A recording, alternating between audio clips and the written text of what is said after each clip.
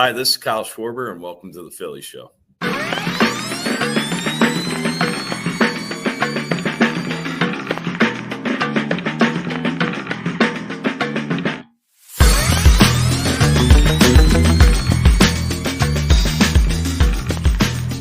Hello, everybody. Welcome to the Phillies Show. Ruben Amaro Jr. is here. Jim Salisbury's here. I'm here. I'm Todd Zolecki. It's Wednesday, September 11th, 2024. Guys, how are we doing this morning? You guys good? Bien. Bien. Oh, is it bien or is it bueno? Bien. Muy bien, Ruben? muy bien, muy bien, muy bien. Okay. All right. We appreciate Bueno the help sounds bueno has a better ring to it, like bueno, but it is muy bien or bien. Yeah. Ruben's taught me a lot of Spanish over the years. Some of the words I can actually say in front of people. Is this true? Did you teach him some Spanish over the years? A little bit. Or no? Yeah. Over the years? Of course. I toss it out there every once in a while. Ruben I love doing it. I love doing it before. I like rattling off stuff when I'm on set, either pre or post or broadcast, and I'm just babbling in Spanish and like faking like I'm doing broadcast in Spanish. It's pretty funny. That would be one of these days they should tape it. It's kind of funny. I used to love doing it. Bienvenido a la cueva de los tigres de Aragua. Estamos aquí in Spain. That is spoken like a man who is huge on the streets of Caracas. That's right. That's right. That's correct. If Jim and I was huge for a minute. If Jim and I could take some Spanish lessons in the offseason, we could do a Phillies Show English version and a Phillies Show Spanish version, and we could take over the world. Nice. Yes.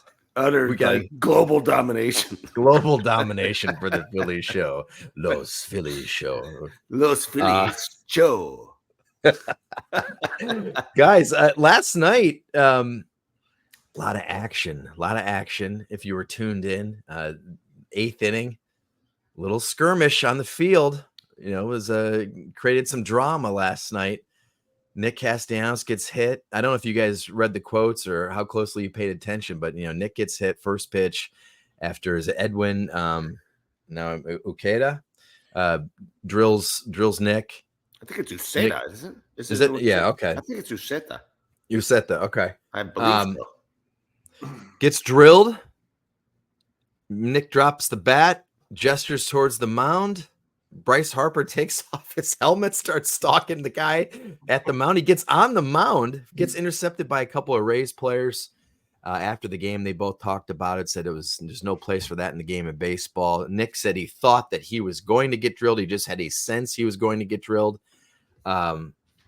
Good show of camaraderie, I guess, by the Phillies. You guys, I hate to say it. Well, I don't hate to say it. I love a good skirmish. I love a good benches clearing. It is so much fun to write about. Guys are usually chatty post game. Jim, right? I mean, yeah. It's fun. Those stories are so much fun to write. There was a lot of testosterone flowing, and you gotta love it. And I do like a bench clearing skirmish. I like watching a lot of the old ones on YouTube, like the Pascual Perez one with Champ Summers. I mean, those are great. I mean, other than the Todd Pod, my favorite podcast is Raw Knuckles with Chris Nyland. You might have to look him up, but he was a former Montreal Canadian tough guy, and he has a great podcast.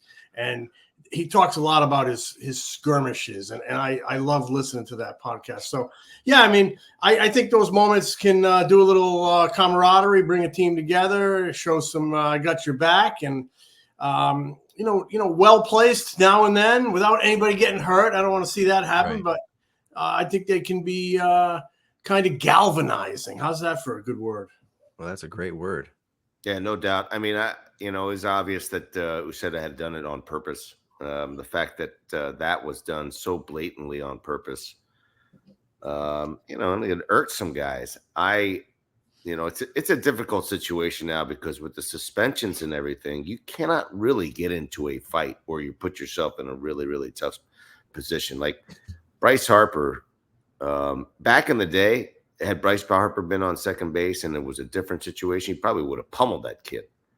And the kid's sort of lucky that no one really is coming to his rescue until he was basically almost on top of the mound. It's sort of a different deal now, but for him to have done that, that was pretty egregious. I always believed in,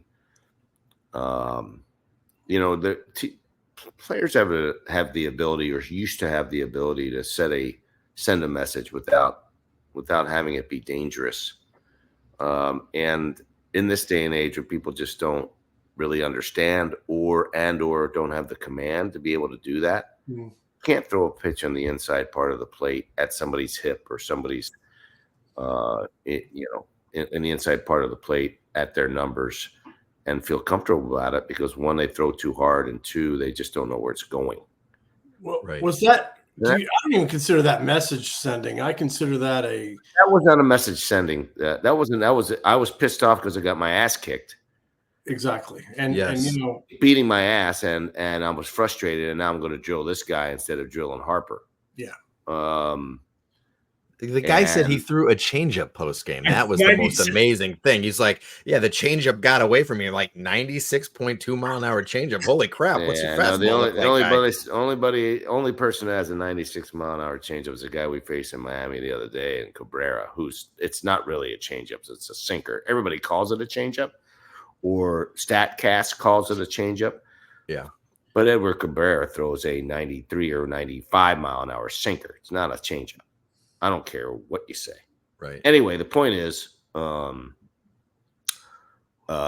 think for him to have done that so egregiously and so obviously, I mean, there's a difference between being pissed off and a difference between sending a message, and that really wasn't right.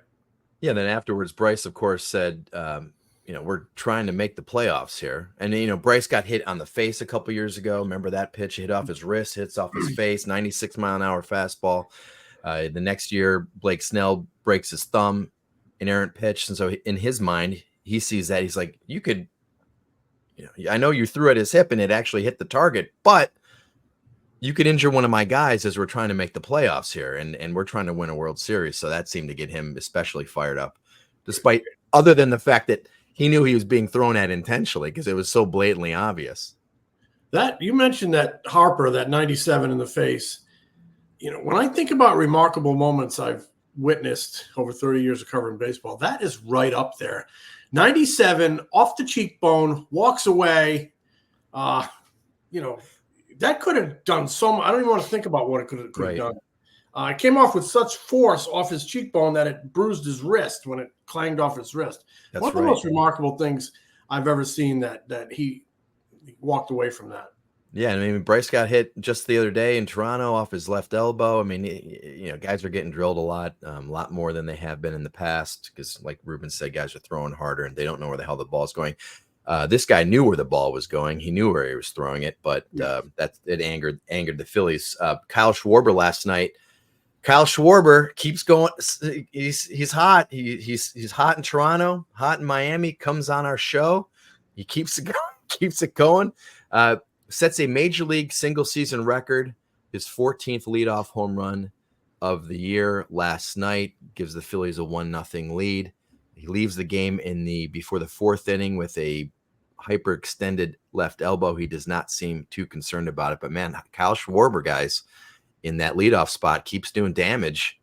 And nobody's asking about who's Rob Thompson should hit leadoff anymore. I think we mentioned this the other day. People have finally accepted the fact that he's the guy in that spot. I mean, he's a run producer, man. That's what it's about. He produces runs and he creates a lot of angst early in the game for the pitcher. I mean, he can put people on in feeling the pressure early, especially starting pitcher. I mean, you don't have to. The numbers don't lie. I mean, when you get ahead in a game, particularly when you're talking about being in the postseason, you get ahead in the game and your chances of winning are skyrocket. I mean, you don't have to take a genius. This guy can put you ahead in the game very, very early with just one swing. And when he's in one of those modes, that he's just spectacular. His balance right now is just so good. I was on the road with them when it sort of started, and it's just amazing to see the adjustment he's made as far as just pitch choices, his swings, and the balance that he has right now in his swing. When he's balanced like this, I mean, he literally can take a full swing and be like sit there and be statuesque. And his base is so strong that that he really puts the pitcher in a very, very tough position early in the game. There's like for a starting pitcher, I mean, I know you got to come out ready to compete, but we've all talked to starting pitchers over the years, and they said, you can pace yourself a little bit, but there's no coming out and seeing what's working when you face the Phillies' first batter. There's no easing in process. You got to be locked in and executing, or else you're going to get hurt. It reminds me, Jim, do you remember that time Jamie Moyer gave up a first pitch home run to some no-name Braves guy? I can't remember who he was. It was the kid who played in Houston for a while. He was an outfielder. Can't remember what his name is, but he gave up a first pitch fastball, Ruben. And after the game, Jamie's like, well, I'm kind of surprised. Usually that's a courtesy strike first pitch. You imagine throwing Kyle Schwarber a courtesy strike? Mm-hmm. He courtesy strike it to Jersey somewhere. Right on Ashburn Alley, my man. Did that exist? Like when you played, Ruben, the old courtesy strike? Was that sort of unspoken? No, courtesy. What he meant was he thought that a young kid who was leading off the game would probably take a strike to try to get ahead in the count or make the pitcher work, or that was really the thought process back then. So he just grooved one in there, and the kid just jumped on it probably. So, yeah. Right. Harper came close again to another home run. He's come close the last couple nights. First night he hit one off the top of the wall. Thought it was gone. Did not run at all to first base. He apologized to Rob Thompson after the game for doing that. He seems kind of stunned that he's not hitting it out. And somebody asked him, the lack of power, are you surprised? He says, I'm surprised these balls are getting out. He cited the exit velo and the launch angle on one of those balls last night. He's like, I just don't understand why these balls are not leaving the ballpark. I've never seen anything like it. So I think he's getting close. What do you guys think? Well, it's 3 games in a row. He's hit a ball off the top of the wall, Sunday, Monday, and Tuesday. Oh, Sunday. Okay. Sunday. Off the top of the wall within inches. Correct. And it's just a millimeter getting under a little backspin, but I wouldn't fret. I know it looked 28 games. I wouldn't fret. You're hitting the ball like that. You are squaring it up. You are hitting it hard. It just, you're just, I guess we're so conditioned with power these days that all of a sudden now we take a line drive for granted. 3 games in a row, he's hit a screamer off the top of the wall. Last night had maybe a little more loft, but he's, for a guy who's playing banged up, he's hitting. He's getting a lot of doubles. Right. Hitting for average.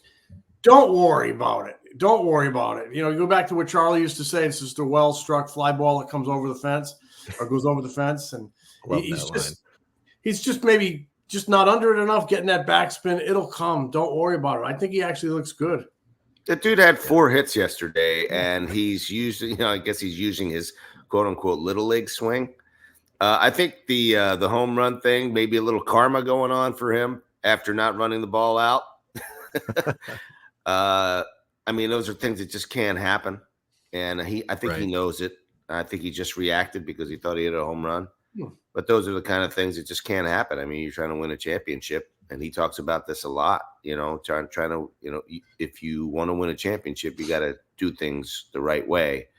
And that was a mistake on his part. Those are things that can't be done. That said, as far as his swing goes, it's probably not nearly as aggressive as he's a super violent swinger, super violent. And one of the most violent swingers in the game is one of the concerns about his overall health for me. And his elbow, even the reconstructed one or the one that he had the brace on, but also his back and that sort of thing. But I think this is a good lesson. Dude, 4 hits, runs scored, RBIs, production. That's all that really matters. Home runs are great, and they put your team up a couple of points, a couple of runs. But, that's not that big of a deal. And by the way, when I say points, people get all on me about social media point. That's a slang. Okay, guys, just so you know, I know I love when you say points. Yeah. Well, some people don't. Ruben, you don't know that it's runs scored. Yeah. Idiots. Anyway, my point is, My point is he's producing runs, and it's a very, very good thing. And at some point, the ball is going to go out of the ballpark, right? Especially in the postseason when your adrenaline is flying higher. That ball is going to be lofted a little bit more. It's going to be out of the ballpark. Everybody relax and enjoy what's going on with the Phillies right now because they're doing the damage that's necessary to be done. That's a good point, Ruben. Yep. It's a great Boom. point, Ruben. And we will be right back. Hey, FT fam, it's Alana Rizzo. I can't stop talking about Vuori. Vuori is perfect if you are sick and tired of traditional old workout gear. I wear Vuori in all settings, not just in the gym, because honestly, it's comfier than whatever you're currently wearing. No joke. I'm wearing Vuori daily leggings right now. They're high-waisted with the drawstring and cupped ankles. They look good and they feel great. You're going to love them. Vuori is an investment in your happiness. For our listeners, they are offering 20% off your first purchase. Get yourself some of the most comfortable and versatile clothing on the planet at vuori.com/foul. That's VUORI.com/foul. Not only will you receive 20% off your first purchase, but enjoy free shipping on any U.S. orders over $75 and free returns. Go to vuori.com/foul and discover the versatility of Vuori clothing. And we are back. It's time for listener questions, viewer questions. Asked for a bunch last night. If you're not following us on X, formerly known as Twitter, Instagram, we asked for some questions last night. Also, give us a follow on TikTok and Facebook and subscribe to the podcast if you haven't already. So first question, guys, comes from Scott Braun, our pal at Foul Territory. Thought this is a good one because the Phillies have an 8-game lead with 17 to play over the Mets in the NL East. They're one up on the Dodgers for the best record in baseball, the best record in the National League. One up, but it's actually 2 up because they own the tiebreaker. So they're in a good spot right now. Which team looks like the toughest matchup for the Phillies in October? And then Red J 888 on, I think this is on Instagram, said rank your possible playoff opponents. 5 being most worried, 1 team you hope they play. So who do you think? Let's start with that. Who do you think is the toughest matchup? Who would scare you a little bit? I still think Arizona, the way they play, the style they play, confidence they built against the Phillies last year. They had a good series against them this year. That would be maybe a little bit of a concern, but I still think the Phillies can beat anybody if they play their game. If they're not sloppy, don't give extra bases, don't walk people, don't chase stuff off the plate. Play the good brand of ball they're very capable of playing. If they start chasing and swinging big, and anybody can beat them. Pressing and swinging big like we've seen at times. It's in their DNA. It rears its head at times offensively. Right. You just have to hope it doesn't. And when they're on top of the game, if they worry about themselves, they can beat anybody. Yeah, my head says the Dodgers probably the toughest team, but my heart says that Arizona and the Padres are the teams that I would be concerned about. The other team that I'd be concerned about are the Mets, just because they're playing sort of hot baseball. They played well. They feel confident. A lot of it depends on how these next several games they have with the Mets go down. Sure. Because if the Mets beat them up a little bit, then I'd be really scared of them. So, the Phillies haven't played great necessarily against the Mets over the years. I mean, they seem to step up and play pretty good baseball against the Mets. I'm not sure exactly what the breakdown is between the Mets and the Phillies this year, but I do recall that there's some issues with them. What do we know? I think they played in 2 series. I don't know. Maybe they split. I'm not sure, but I know they have had some tough goes with them at times. Anyway, my point is, sometimes it's you want to play the team that's not the hottest. And I mean, we saw that years ago in 2011 with St. Louis Cardinals. They were super hot. We saw that years ago with the Colorado Rockies, who were super hot. And in 2007, when they got knocked out by the Rockies in 3, they were super hot at the end of the season. I just feel like you just have that's part of it. But as far as the way they're playing, the Padres are scary. Arizona's really scary for me because the Phillies just don't play well against them, and they've done a nice job and executed well against them. But I mean, talent-wise, you know, you always have to worry about the Dodgers because they have so much threat at the top of that lineup.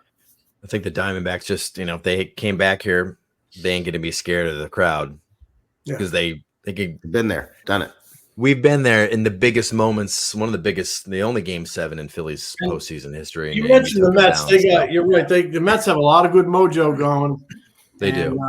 I know they lost Jeff McNeil, tough loss, but you know the Phillies are going to see the Mets a lot, 7 times in their final 16 games. So they're going to get a really good look at each other. Somebody's going to have a chance to build some confidence. The Mets are going to be, you know, strapping it on, and they're going to be coming at you because they have a lot to play for. Nobody expected them to be in the hunt for this playoff spot, and they're trying to cash it in. And it's a heck of a race between them and Atlanta. Phillies actually are 4-2 against the Mets this season, but that is almost you can say like an entirely different Mets team than the one that is playing right now. No doubt. The Mets were on it. They were so bad at the beginning. They're playing amazing now. That's why they're in that third wild card spot. Alex Hunt on X. We got a lot of Ranger Suárez questions. FR Corb 49 on Instagram. Level of concern with Suárez and dropping Velo. If Ranger keeps this trajectory and doesn't show you more, do the Phils need to go Wheeler, Nola Sanchez in the postseason? Do you consider Ranger as a bullpen piece in the postseason? You know, Ranger last night gives up a career high 12 hits. His Velo's down. It's up, but it was up a little bit from over the weekend in Miami.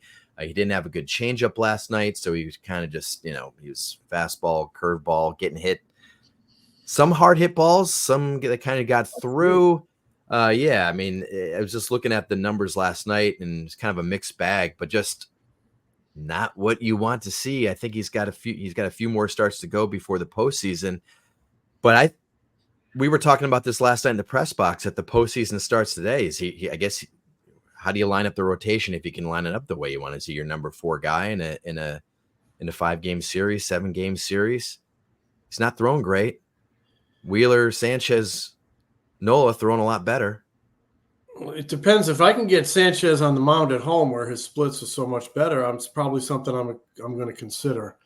If it's a series you can get through with 3 starters, maybe Ranger goes to the bullpen. These are all good questions, all stuff I'm sure they're talking about.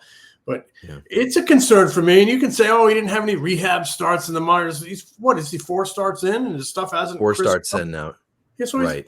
There's your rehab, and the stuff is no better. Everything's sort of trending downward, and from velo to spin, you just would like to see more. I wonder how good a shape he's in. It doesn't look like he's in tip-top shape, and it's got to be a concern for that coaching staff in that front office as they align things for the postseason. So Ruben, Rob Thompson said before the game, he mentioned, just kind of floated this, maybe he's going through like a little bit of a dead arm situation right now, but he is healthy. Ranger said last night he's healthy. Dead arm, does that make any sense? Is that something he could be going through? I mean, he missed a month, so I guess usually you hear about guys grinding through and then they hit a dead arm midseason, but he had a month off and now he's 4 starts in, and Rob mentions dead arm. See, when I like to scout guys, I like to watch arm speed. I like to watch mechanics. I like to see the ball come out of the guy's hand. I want to see how hitters react to him. Yesterday, everything was sort of blah. Everything, there was no finish to his pitches. Mm-hmm. I don't know that this is necessarily a health thing or an arm strength thing, but the arm speed, I do not see the same arm speed. I see a floating breaking ball that's kind of rolling up there. There's not a lot of sharpness and a tilt to it. I don't see the good finish on the changeup where, you know, you're creating sort of a deception. And I don't see a finish on that fastball. I think he's trying to muscle through it. It's not smooth. It's not easy. What he was doing in the early part of the season. I have some concern about what kind of shape he's in too. I'm not sure, you know, where his legs are. I'm not sure, you know, if he's driving with his lower half, if his core is working. All those things have to be working, I think, to get your arm speed to where it needs to be. And it may be a mechanical thing. Maybe it's just a small adjustment, staying over the rubber a little bit longer, being able to drive with your lower half, whatever the case may be. The hitters let you know. And when the hitters take the kind of swings, they always let you know. The reaction of the hitters and how they swing the bat is always the telltale sign of, what this guy's got going on. And right now the hitters are telling them, I can handle anything you got. You're flipping stuff up there that I can hit. And so that is a concern for me. I do believe that Sanchez is a better pitcher right now. And I would put him in the 3-hole. I would go Wheeler, Nola, and I would go Sanchez. And I know it's an issue with his splits at home. He pitches great at home, not so well on the road. He's just going to have to make that adjustment. I mean, listen, they're going to have home field advantage. So the first 2 games are going to be at home, right, I think. And so he's going to have to adjust and pitch well on the road. Anyway, my point is, I just feel like this guy needs to get his body together. And I'm not sure if that can happen over the next month or so, but it's going to happen 2 weeks because it's here. And if I have to, then I will throw him in the bullpen and it'll make the bullpen a little bit better. But that said, because he's got the gumption to do it, and he's done it before. But right. But yeah, you want to have all 4 guys rolling, because when you get in a 7-game series, man, you need them. Well, that's the advantage this team has, is they're 4 deep. I mean, so many other teams are going to be going like, who the heck do we start in game 4? Because, we've only got 2. I mean, some teams only have 2 quality guys.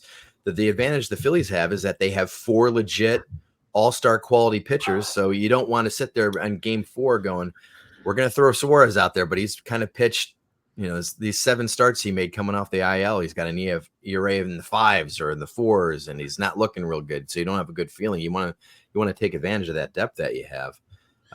And does the stuff right now, and I use that word right now because things can change. We know how good this guy can be. Does the stuff right now translate to the bullpen?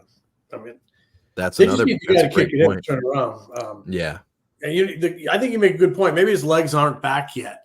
I don't know. Yeah, Rob keeps saying, this is rehab. This is a rehab assignment. But you're right, Jim. Like, this is his 4th start.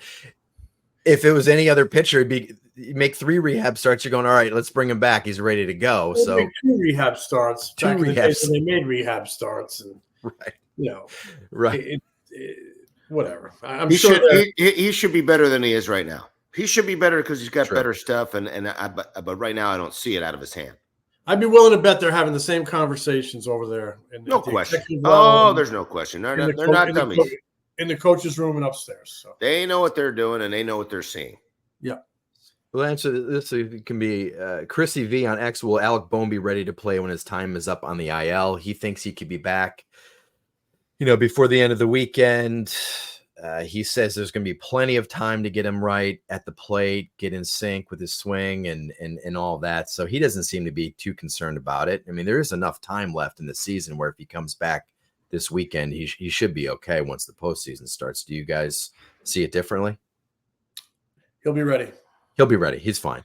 Our good old buddy, Rob Hackash, formerly from the Reading Phils, Rob Hackash, sent us a note. Said the last 2 Octobers, hi Rob, the last 2 Octobers, the Phils with no bye seem to take advantage of teams, the Braves, that maybe got a little rusty during the bye. How do they keep their momentum this year if they get a bye? We just mentioned that they've got a game lead over the Dodgers for the top record. They're several games up on the Brewers now for that 2nd seed.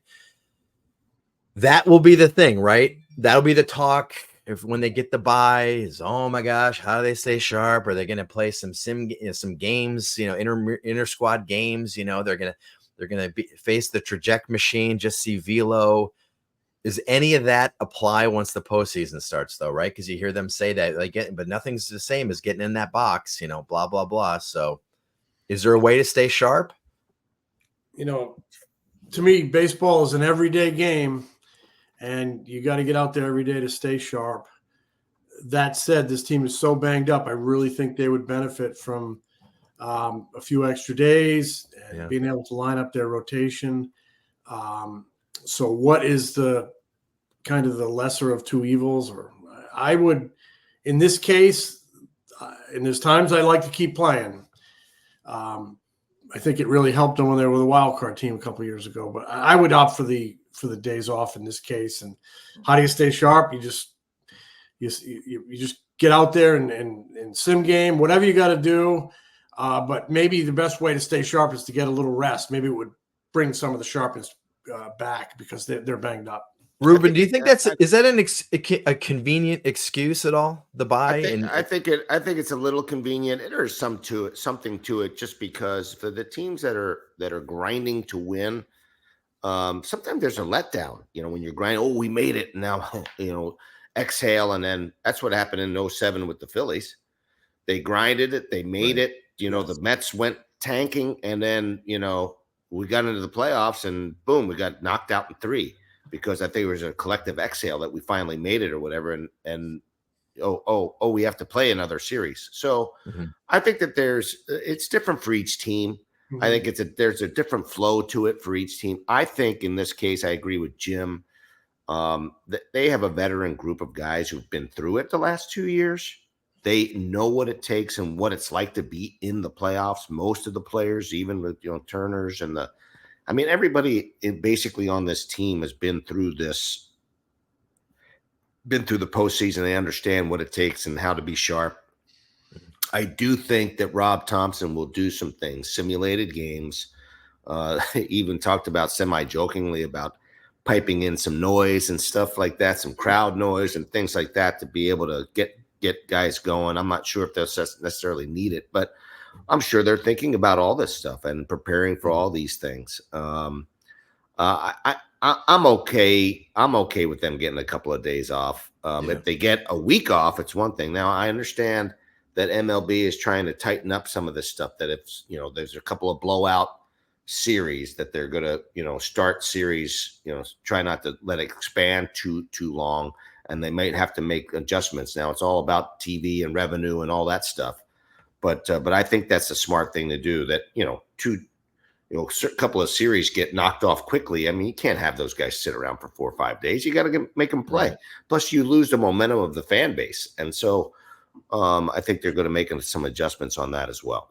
Now, I don't think that other teams necessarily let their guard down, but I feel like if any team is going to have a sense of urgency in terms of being prepared, it's going to be this team. John Smoltz said it last week on the show.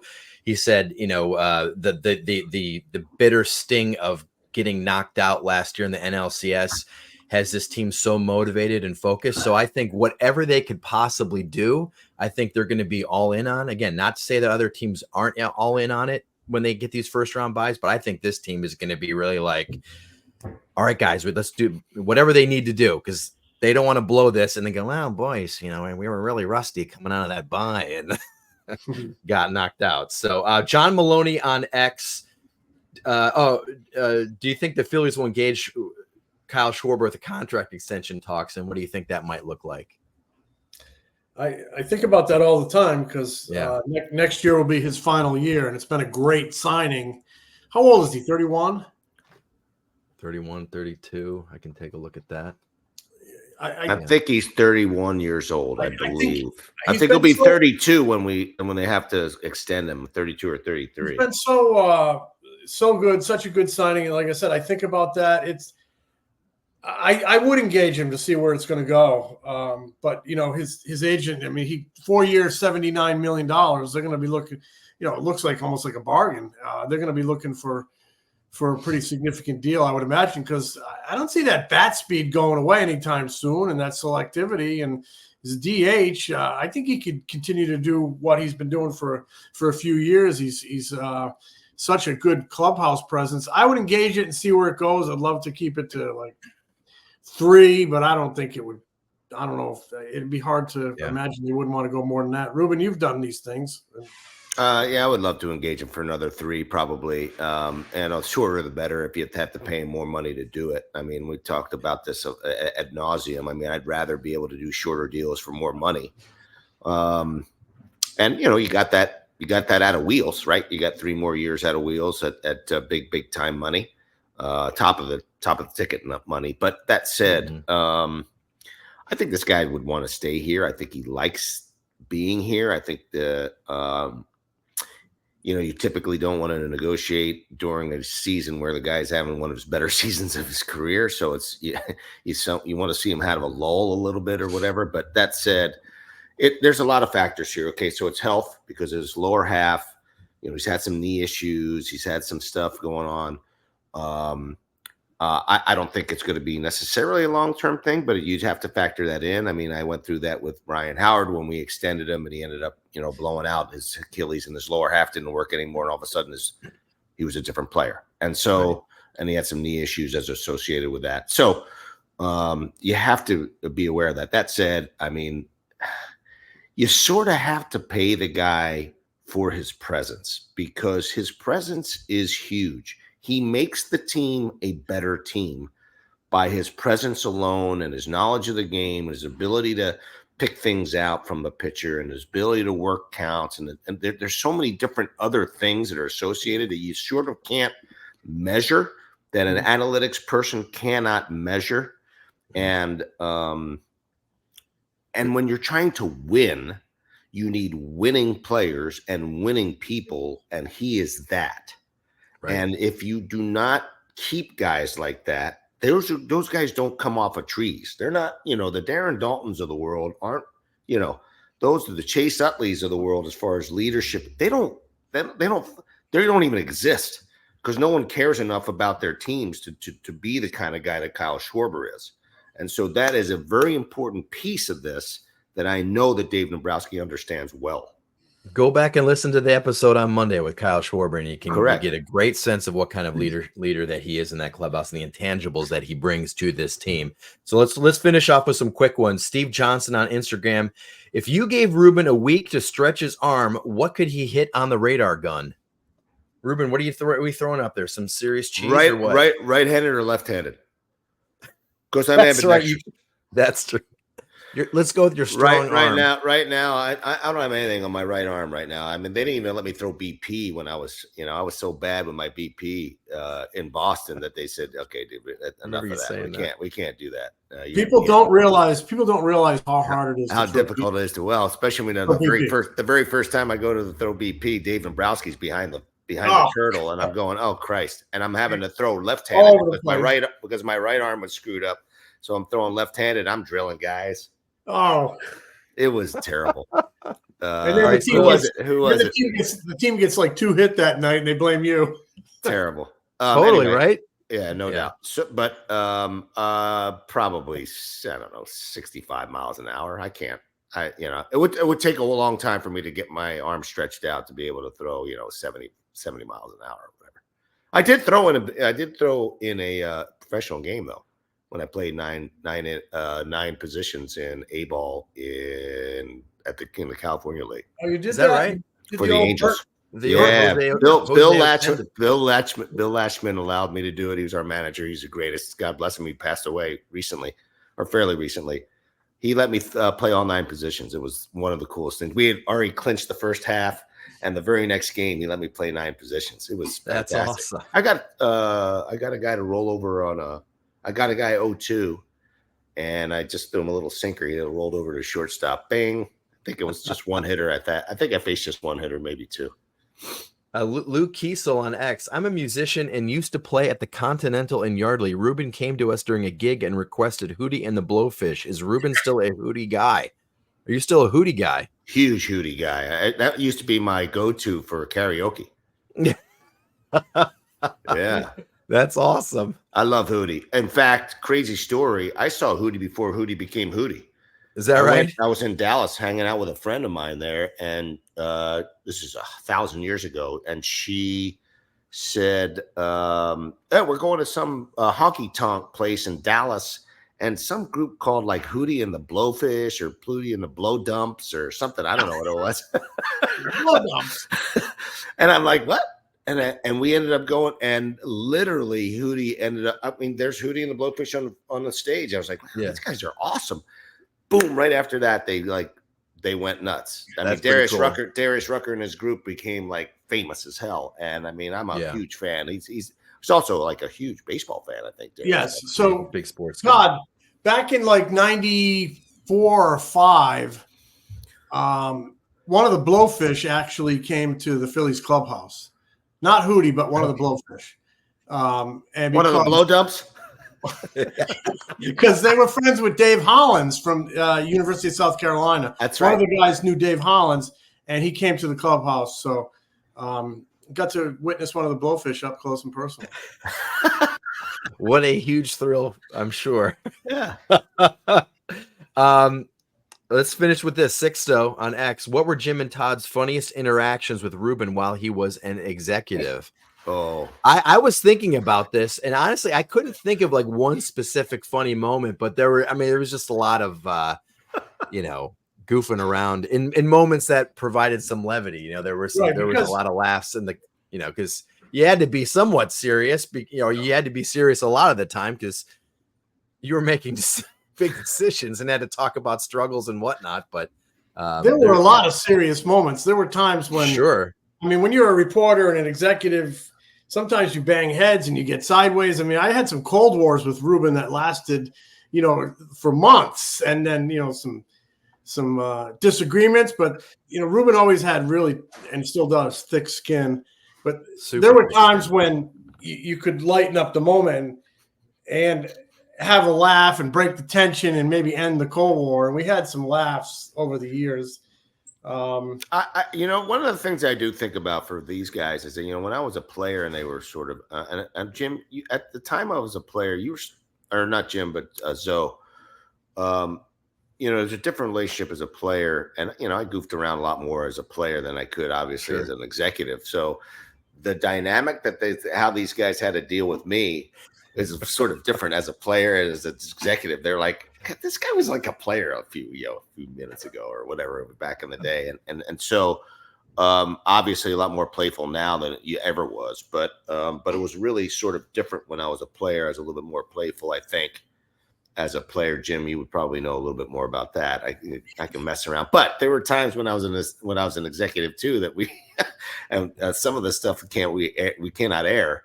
No, but some fun stuff that did still go on. I mean, it probably was a different dynamic for you guys.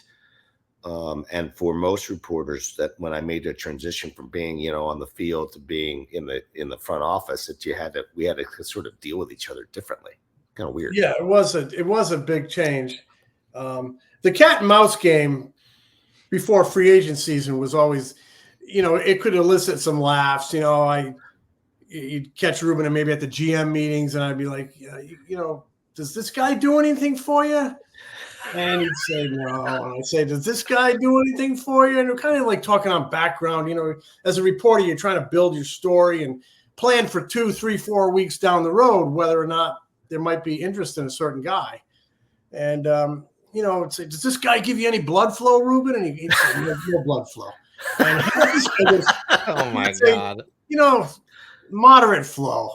And so if I knew if no flow would have come up, I know maybe there's nothing there, but moderate flow, maybe a guy to keep an eye on. So you develop these little code words and but you never know. I had a GM once tell me I think it was the GM meetings or something, we are not signing X player. We are not signing X player. And so that kind of shaped my thinking throughout the winter. And then they signed X player. So you never know. Yeah, that's the one thing I think. Once I was interviewing you at the winter meetings, Todd. I'm sorry. No. So at the winter meetings, you'd have a session with the GM every day. And I remember going upstairs to your room, or your suite, actually, where all your brain trust, the war room. And we had a camera. And, you'd walk in, they'd turn around the whiteboard. So you couldn't see the whiteboard with all the names they were getting. Remember that, Todd? Mm-hmm. And so I said, Ruben's going to do this little stand-up interview with me. He said, we'll do it right here. We'll do it right here. He was all business, So, I remember saying, like, I'm in the war room. Here's where all the Phillies plans are behind this whiteboard. I'm like, there are secret documents all over this room. And I held up an M&M wrapper. And that is so good. Oh my God. It was funny. We used to have to either turn the whiteboard around or we have to drape it with like a sheet or something like that. We had a special sheet. Mike Gondo always set up the room, our director of pro scouting, who's still there. Who's still doing a great job with him. Oh yeah. But we used to. It was fun. It was fun time, man. It was fun doing that stuff. Those days were long, but they were fun. Yeah, all those little nuances you have to pick up on what a guy's saying. Like, Jim, that's so true. Like, if Ruben, like, I remember talking to you, the Cliff Lee thing was about to happen. I think you were in Arizona, maybe, or I was in Arizona. You was in Arizona, right? And I remember getting you on the phone and asking, like, Ken Rosenthal or somebody says this thing is close, and you're like, I'm not talking about Todd. I am not getting into free agent negotiations.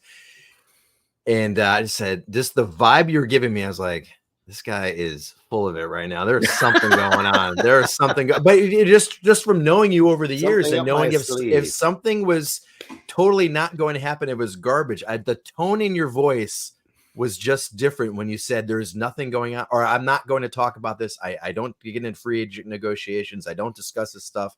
I was like, I think there's something happening here. So I remember calling T.R. Sullivan, who was our Rangers writer at MLB.com at the time. I said, I think something is going on here. And then he ended up breaking the story because I think he got word from the Rangers that Cliff said he's signing with the Phillies. So he ended up breaking that story that night on Twitter. Yeah, so that those are the little things that you pick up. So I remember, and sometimes we could help Ruben because I remember at one winter meetings, you guys were trying to make that Michael Young deal. And it got really hung up, and I forgot why. He was trying to decide whether to waive his no trade or whatever. But I had somebody close to Michael Young telling me that he eventually is going to waive his no trade clause. It's going to take a day or two, but it's going to happen. So I'm writing that this deal will happen. Michael Young will. And I remember Ruben calling me and saying, do you know something I don't know here? they were not getting the word from Michael Young's camp. Whether he was going to accept this deal or not. So, and that created some laughs, and that's great. I'd never heard that story. Yeah. It's funny. It's funny. That is great. Well, all right. Well, thanks everybody for the questions. We will be back later this week. Smell you later, boys. Smell you, Jim.